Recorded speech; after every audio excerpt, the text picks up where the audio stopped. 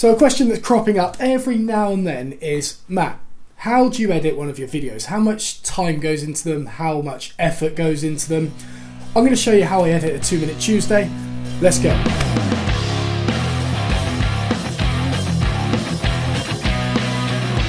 So from about September onwards, I've been using Adobe Premiere Pro to edit my videos, which allows me to do more of the cinematic effects, which I will show you later on. However, Adobe software costs quite a lot of money per month, so don't let that throw you off. I did use Cyberlink Power Director for the year before, where I was doing all my project videos, so Cognition, Krenov Cabinet, and the Rubo Workbench. That was all edited on software that cost me about £50 for a lifetime license, whereas Adobe, you have to do it monthly or you can do it yearly, but you get all the other bits like Photoshop and Lightroom, which I use quite a lot for thumbnails and Instagram and things like that. So let's get stuck in. Right, so firstly we will open up Premiere Pro, and while that's loading, I want to say that the key to my editing is organisation of footage and files and things like that, just so I can get, I can really streamline the process. Editing takes a long time. Like, I spend more time at the computer than I do in the workshop, which is kind of sad, but I absolutely love editing, so I don't mind too much. Also, on a side note, to edit my videos, so I don't knock it too much because this is my microphone, I use a Tascam DR05 to record my voice. So in here it's just picking up the two microphones up here. However, in the workshop I've got a lapel mic. And in terms of cameras, at the moment I'm filming this on a Canon 5D Mark IV DSLR, which cost a lot of money, but I needed to increase the quality of my videos if I'm going to do this as a lifetime job, so worthwhile investment. However, for the year and a half before buying this, I was using a Sony A58 DSLR, which cost about £400, I think. Did the job, it just started turning my workbench blue for some reason. Anyway, so that's the equipment I use. Back to this, so open Premiere Pro, new project. This one's going to be a 2 Minute Tuesday, so TMT. And this video was kind of a mess around so I could demonstrate how to edit a video, so it's nothing particularly informative. Basically what I did was try to make a wooden plane blade out of lignum vitae, and then here I can choose which folder it goes into. So I've got all of my videos and audio already imported, and then the scratch discs are where all the auto saves go for it. So let's make a new folder for those, and then send all the scratch discs of this video into that folder. Okay, and that's going to open up my thingy, and then I can create a video folder, if I can spell it correctly, audio, FX, and a MISC folder, and then just import everything into those. So that's the intro that I filmed, and then because I took up quite a lot of cards while filming this, I'll also split it into different cards so I can keep it organised.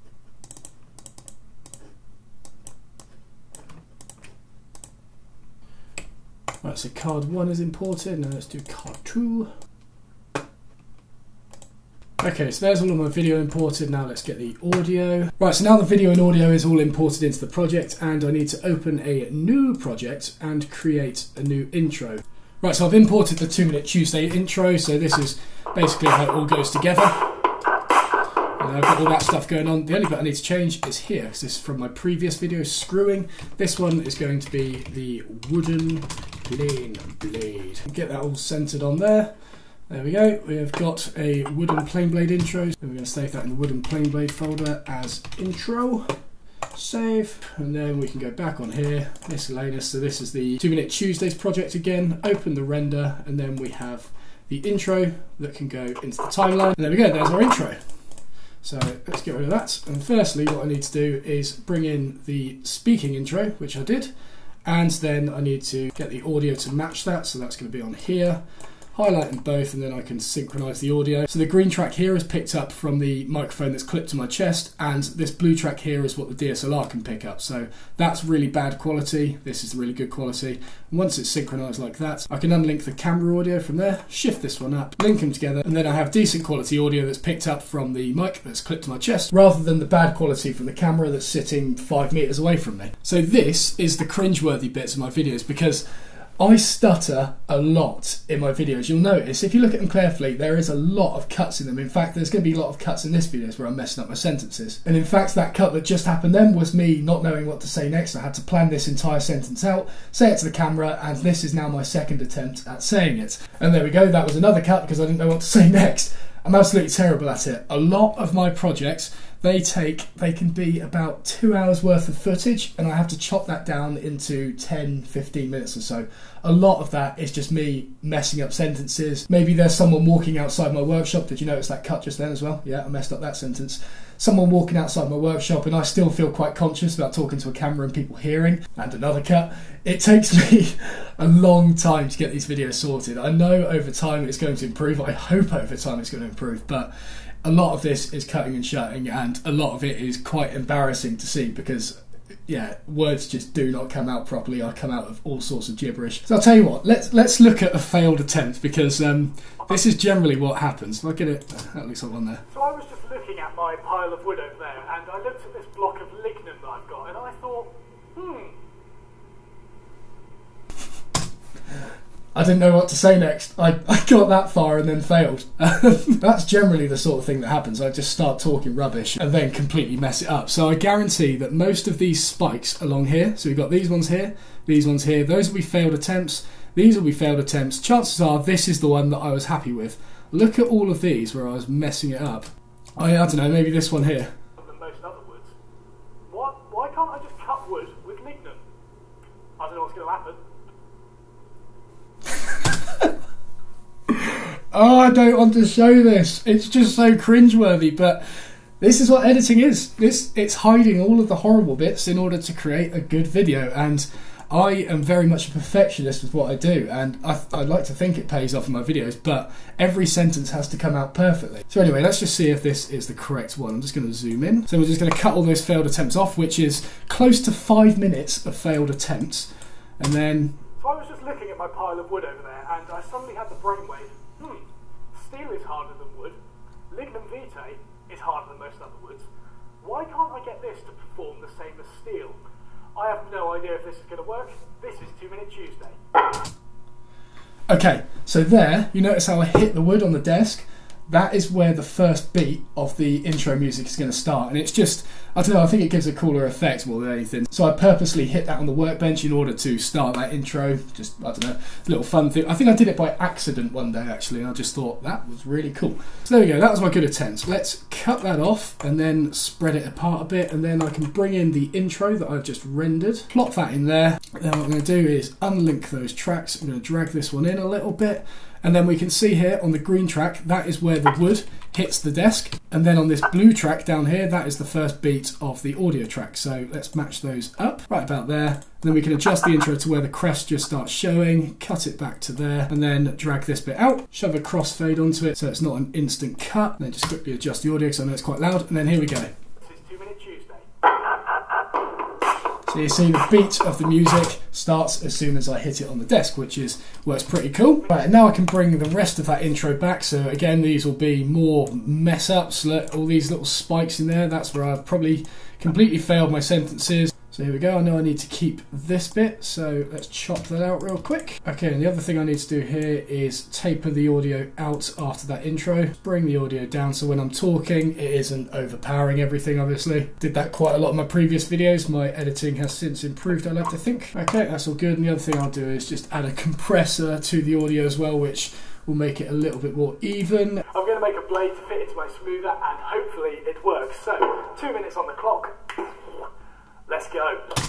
So I need to add a clock at the top corner there, and I made one on Adobe After Effects, so I can bring that into my MISC folder. And then that can go in the top corner where it belongs, so I'll just change the position of it around about there. And when I do the whole pointy thing, I'll make the clock sort of come down and hit the screen, and it just gives a more impact effect. Might even put a boom sound effect there just to add a little bit of extra noise and stuff to it. So that's where it needs to hit, and I need to time it, so that's when the clock turns red and hits 120. So it turns red a bit too early there, so just bring it back a little bit more. That's cool. Then I can change the scale of it, so it needs to hit there. So I'll put a little stop there, zoom in on here, and then I'll make it transition from big, like that big, and then I'll change the opacity on it as well, so you can't actually see it at that point. Then as it's getting smaller, that's where it becomes fully visible. So now if I zoom that in, there we go. So I need to change that a bit because it holds on 0. There we go. Let's go there. Bring in the boom sound effect and then just clip that out. Okay, and then again, as soon as my hands hit that wood, that's where I'm going to bring in the zoom transition, so I can cut that clip right there. And then I think on this same clip, I started moving the camera in. There we go. So now I just need to find the right one where I didn't mess up again. And I think what will be interesting here, actually, if I get all of my footage in, right, everything, this little pink bar here, that's my 120-second timer. So if you look here, if I go right to the end, you can look at the top, that's where 4 seconds run out. At the start here, that's where we have the full 2 minutes. I'm going to bring in all of my footage, and you can see how much footage I have to go through in order to fit it into that 2 minutes. It's going to blow your mind.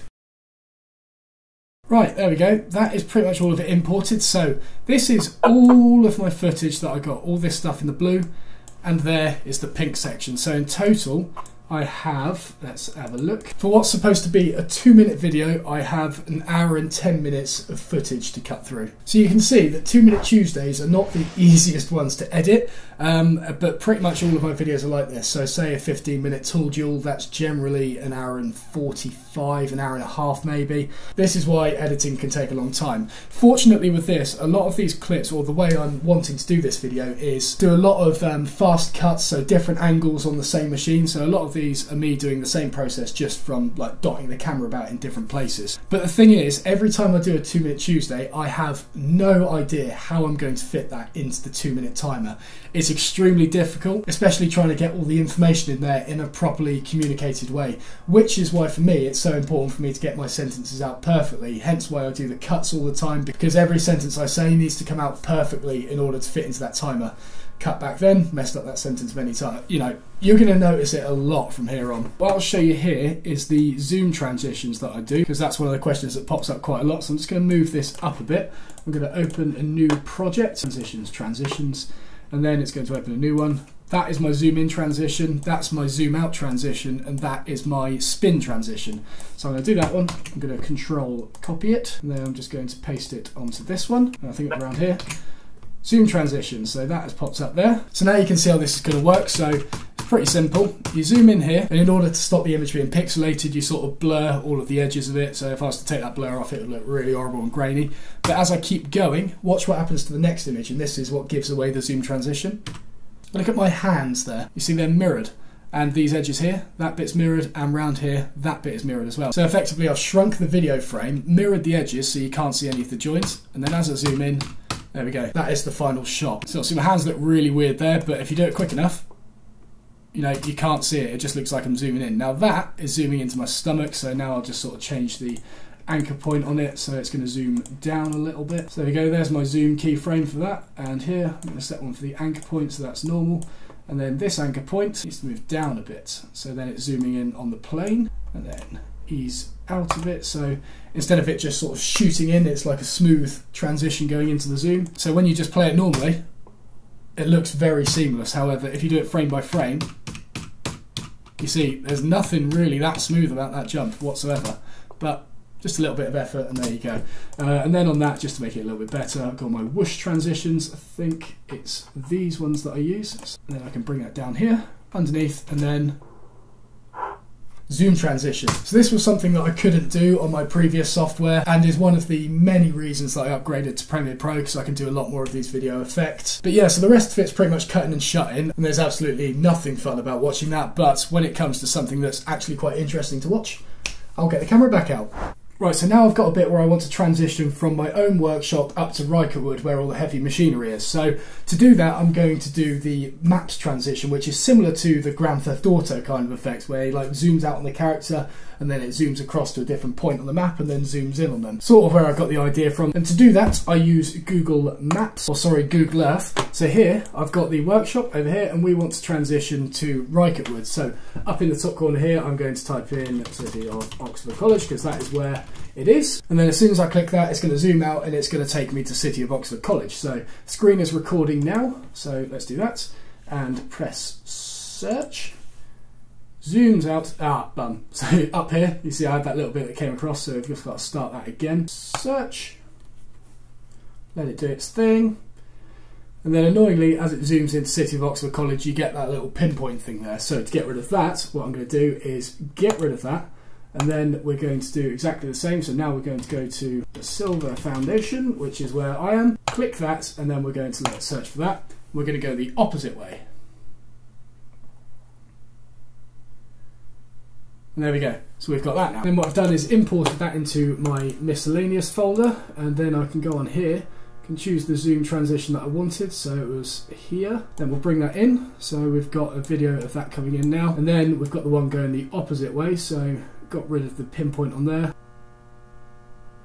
Okay, bring that one in as well. Now the second one, what I'm going to do is reverse it, so we're going the same way as we were before, and you see now I zoom into the college without the badge there. So I need to find a point where I can cut the second one, so I've got that like swimming pool thing there, I can use that as a reference. Let's crop it there, there you go, and there's the first one, so now we can cut that one there, and hopefully as I put these together, see I zoom out of the workshop into the other one, and there's no pinpoints in either of the places, which is quite nice, but that's quite a slow transition. So what I do here is just nest them together so they're all one clip now, and then we can change the speed of it. So speed duration, let's change it by 5, see what that looks like. Just the place. No, that's way too fast. Maybe as low as 200. Yeah, 200 will do. And then we've just got to scale that so we only have the map view that is visible. So bring that down, something like that, scale it up to 132. And then here I can use a zoom out transition on it, so I'll pop that above here, so then it looks like I'm literally zooming out of the workshop, and again I can chuck a whoosh transition onto that as well, so pop that underneath, and then what we have, The place. and then we've got the next clips coming in, which is me on the bandsaw by the looks of it. So now we're going to zoom into Rycotewood here. I'll probably put a flash as well, so it hides that transition even more. And as we're transitioning here, I'll probably put this whoosh effect on there. So let's do that. Pop that below. So there we go. Let's just get that all lined up. So then we've got a good old transition. There we go. So now we've got like a low rumble as we transition from one workshop to the other, and I just need to find the entry clip for this second one now. So here we go. So I did it, so it makes it look like I'm walking into the workshop, when actually look, I was doing all this setting up beforehand. So it looks like I've literally just arrived with the wood on my hand, and then I can chop it back to here. So then I'll get my zoom in transition again, zoom in, get it all centered on there, which it is, and then get another whoosh transition, chuck that below it, right about there. So looking at the top corner here while that's rendering, I've taken up 20 seconds of my 120 seconds already, and we've only just arrived at Rycotewood to start making the plane blade. So you can already see how fast paced this video is going to be. But let's look at what we've created already. There we go. So now, at this point, because this is where I want it to start speeding up, I need to find some music for it. So then I can start doing little cuts to the beat on the music and just, again, add to the whole overall feel of it. So to do that, I use a website called Epidemic Sound, which is, again, a subscription service. I think it's about £8 a month or so.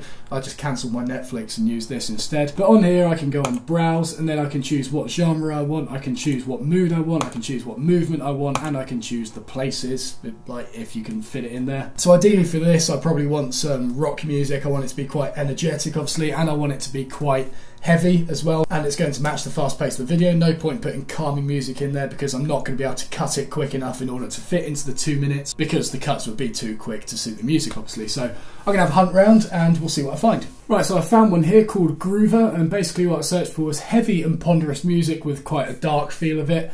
In sort of an industry environment, because obviously I'm working with industrial machines and I wanted it to be rock, and this sounds pretty good.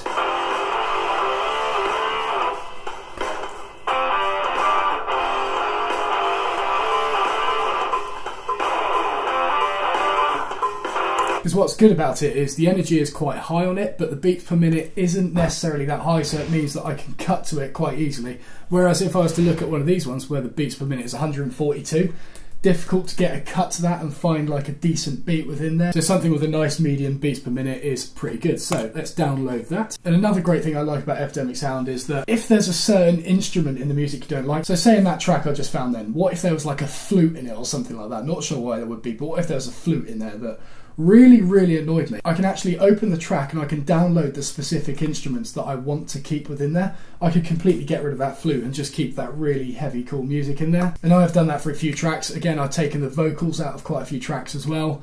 Brilliant platform. So what I've got to do now is look at this music and decide where I want it to actually start. So let's just minus that, make it a little bit less noisy, because we've got quite a cool intro going on first, and then around here is where it like drops and it gets into the beat. And I think that drop in the music where it becomes heavy would be really cool if I can match it up with the zoom transition moving from workshop to workshop, because it just adds energy to the whole thing and adds suspense, and yeah, I just think it would be really cool.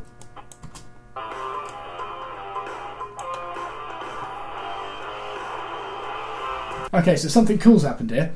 The final bar in the intro, before it drops into the really heavy, high energy stuff, the final bar actually picks up the energy a tiny bit more than the rest of the intro, and that bar happens to be pretty much exactly the same length as the zoom transition from workshop to workshop. So if I just adjust that transition moving from workshop to workshop to exactly the same length as that bar, it'll be really cool once I zoom into the workshop, and as soon as it hits Rycotewood, that's where it drops. So let's see if I can do that. Okay, let's see how that works out.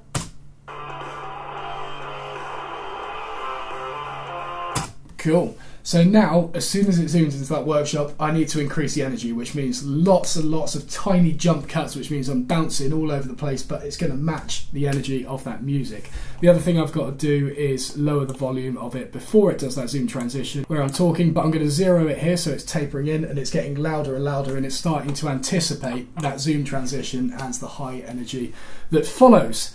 Okay, so I've chopped a fair old bit out now, and there's a little bit here which I didn't intend, but it's going to give quite a cool effect, and it's this, where my hand crosses the screen, like this.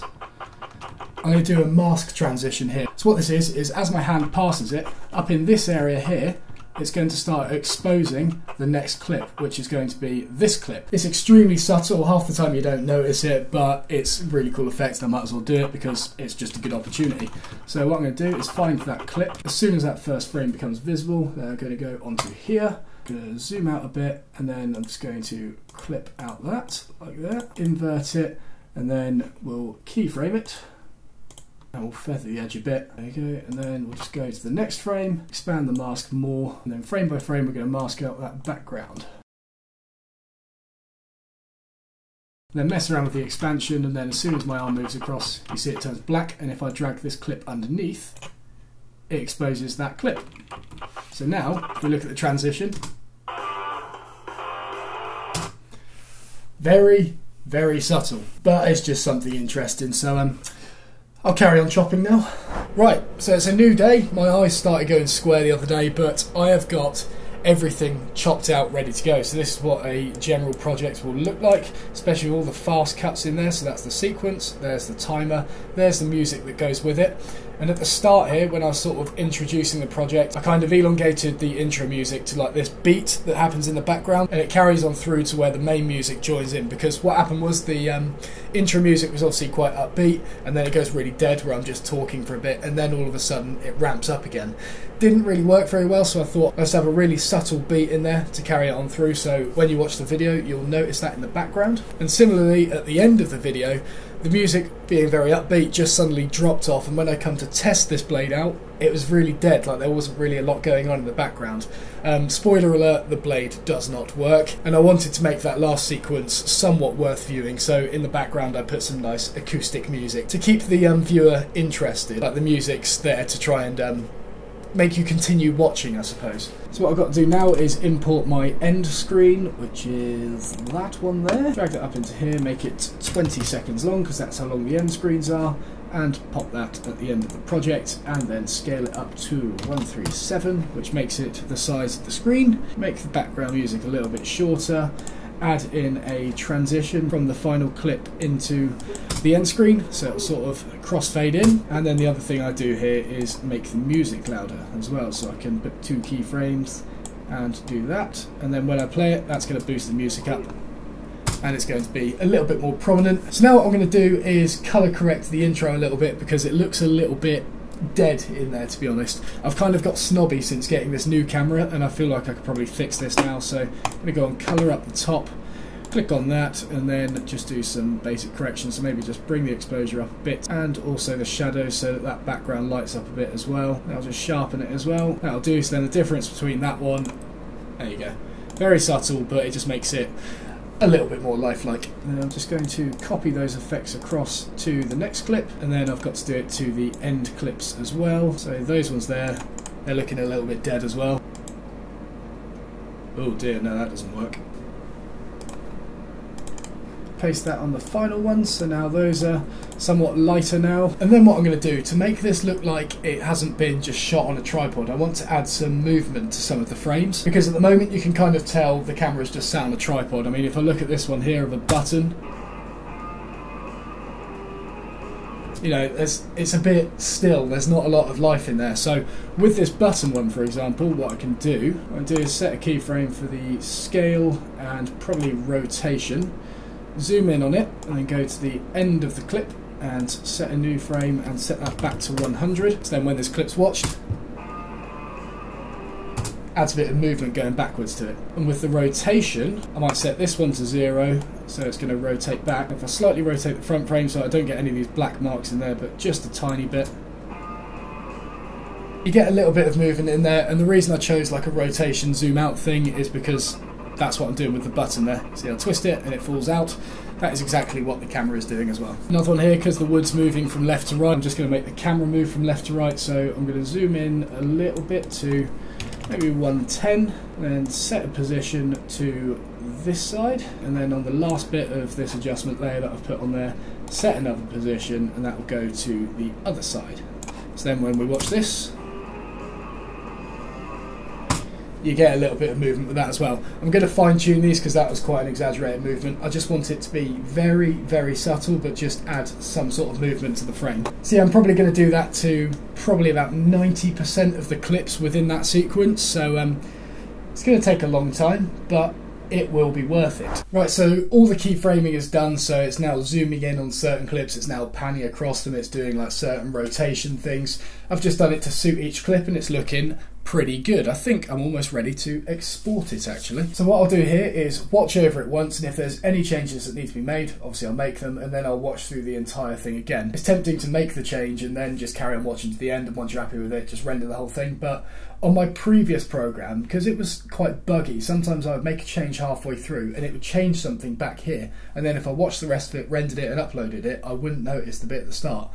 Premiere Pro has never done that, but something inside of me makes me want to watch through the entire thing, make sure it's perfect, and then upload it. So for a 2 Minute Tuesday, this isn't much of a hindrance, I don't mind doing it. It's when I was doing things like the Q&A, where, you know, it's a 25-minute video, and there's lots of stuff going on it, where it's all the transitions and things going to different locations. That took a lot of editing. So anyway, let's watch through it. So I was just looking at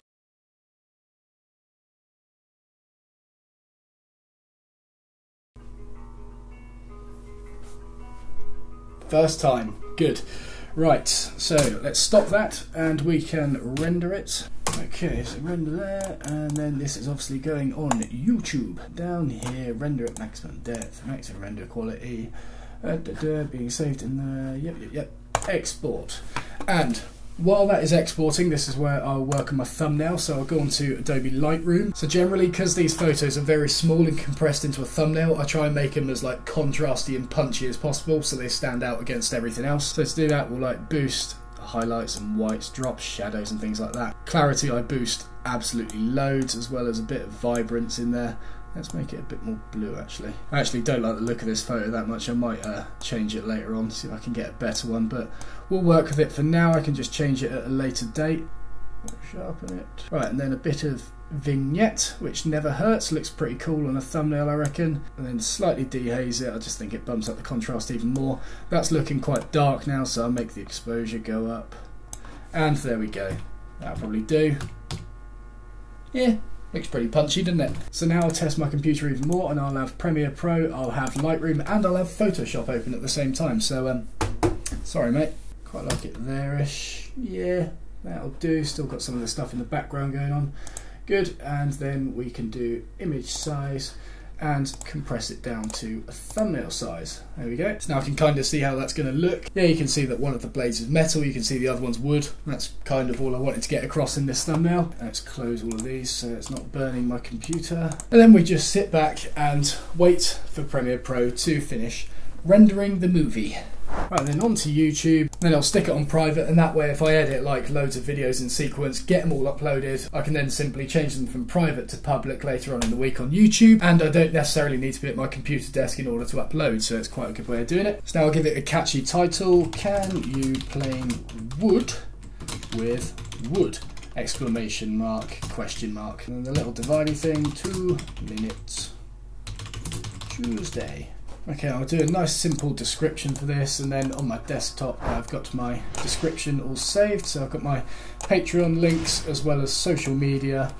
Copy that below. Then here I've got my tag section. Now you'll notice that if you're already on YouTube that this section looks a little bit different to what you're used to seeing, and that's because I've got a vidIQ plugin for it. So basically it gives analytics for YouTube videos, and you can easily see what creators have put of their tags, what their rough revenue is per month. Really good plugin, but the best thing about this is that when I type in tags, people aren't necessarily going to be searching on YouTube for can you plane wood with wood, because that's obviously quite a random thing. They'd most likely be searching how to sharpen a plane blade. And watch as this SEO score increases, so that means that it's going to rank slightly higher in the search ratings. Minutes Tuesday. That's going to bump it up a little bit more. Quite a big jump there because Peter McKinnon does a 2 Minute Tuesday segment on his channel as well, and he is extremely popular, so people might be searching for that and they might come across my video. There you go, that's all the tags done. I just sort of put random ones in there, so wooden knife, wooden blade, wooden sword. You know, people searching for those sort of things, they're just looking for light sources of entertainment, they might come across my video. I'll stick my name at the bottom there just because, and yeah, I'll just try and max out that character count for the tags, because you have that amount of characters you use, you might as well use it. And then press done. Whew. Right, and there we go. So that video will be released whenever I just take it off private now. So it's now Wednesday. That video will obviously be released next Tuesday. Just missed yesterday's Tuesday, but obviously I need to get this video edited before next Tuesday as well. So yeah, in total I reckon that probably took around 6 hours to edit all together. So, you know, something 5 minutes long, quite a lot of cuts in it, lots of keyframing, you know, it takes quite a lot of time. So if you haven't seen my Q&A, I'll put the link for that up there. That one again takes a long time, but I absolutely love editing. I don't mind doing it. It's good fun. I'm getting better at it, I like to think. So as long as I'm progressing in something, then happy days. So if you've got any questions, chuck them below. If you're looking at starting YouTube videos, I cannot advise it enough. It is great fun. Yeah, I hope you enjoyed. See you in the next video.